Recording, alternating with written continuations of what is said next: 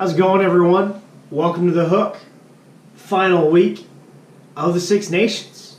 So week 4, to wrap it up, you saw the Rose. They got embarrassed in France. Pretty much, Eddie made two changes that should have been made and didn't make the changes that needed to be made. So you had guys who, were unimaginative and non-improvisational out there. And, it was just, it's kind of a cluster, whereas, early on you're thinking, hey, the French just gave up 3 penalties. This is going to roll.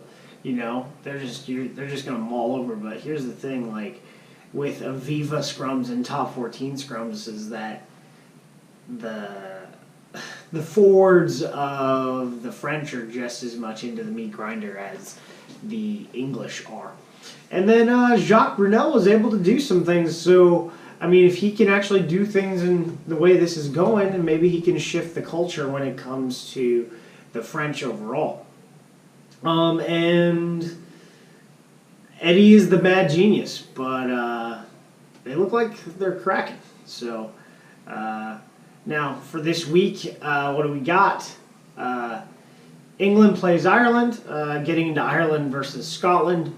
It was, it was some really good rugby. The reality is that Scotland played a very wide open defense, but was not defense, but offense, but was really unable to convert and score where they needed to, whereas Ireland just obliterated Scotland at the Aviva. And so, it is what it is.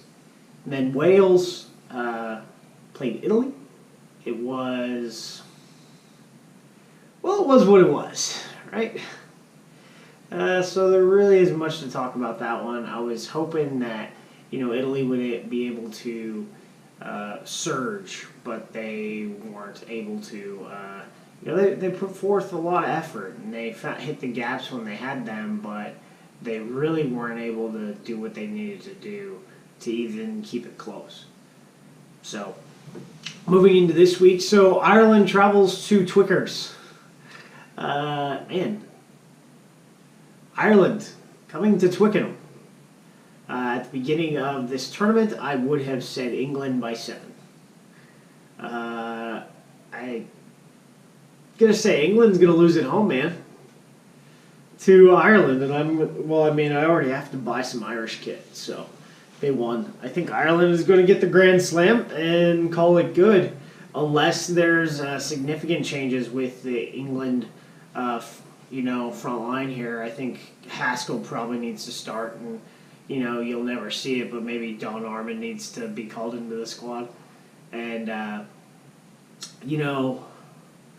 if you're gonna keep Farrell at 12, you need a different fly half.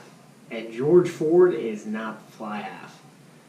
So I think there needs to be a move here. Owen Farrell needs to take up the 10 shirt, and George Ford needs to, thank you for your service, but you're done. Then Anthony Watson, decent fullback, but really a dynamic wing.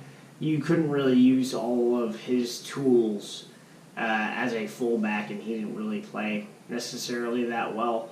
I think Haskell's athleticism and work rate was sort of seen when he did come onto the pitch. I think that he can be a bench player, not a problem, but I think he's a long-run bench player, so he needs to play 40 minutes and not really, I think it was the 25 or so that he played.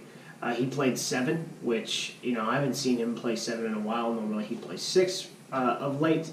So, maybe I would probably start Sinclair at tight head with Mako Vunipola, or I'd even pull Mako Vunipola to the bench and put in Joe Marler. So those would really be what I do.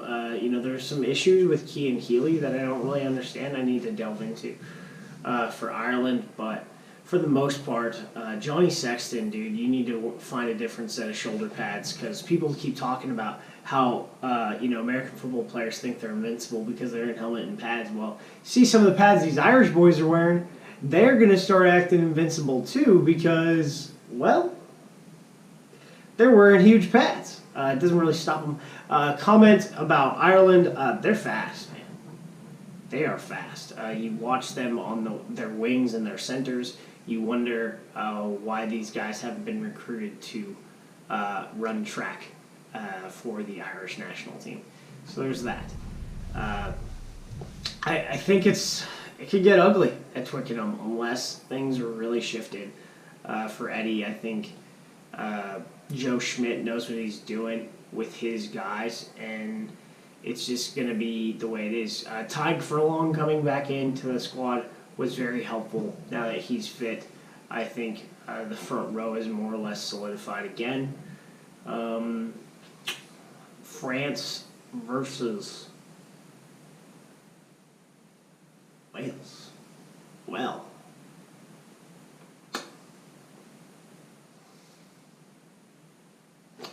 I think France can beat Wales big time. I think France can beat them by like 20 with the way they played against England. With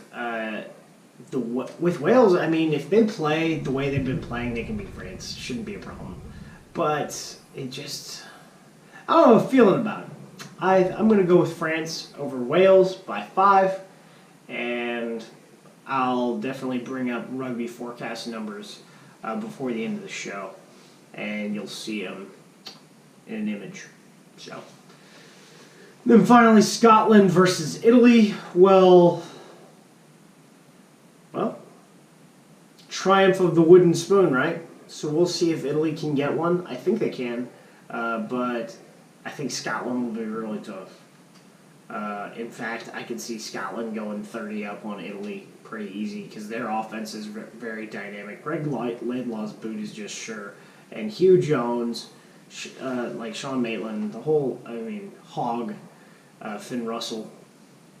Very good set of players. I think it'll be I think it'll be Scotland by about 15 over Italy. And, I think we might see the end of Sergio Parise for the next year or so until the World Cup warm-ups for Italy because, man, he's like their longest tenured player and he needs a rest. Although it's kind of funny because during the Six Nations he'll go off and play for his club because he has to during the bye weeks. So take that for what you will. And that happens to a bunch of players with Italy as well. So that is the final week of Six Nations previews from my American perspective. I'll give you guys a recap next week.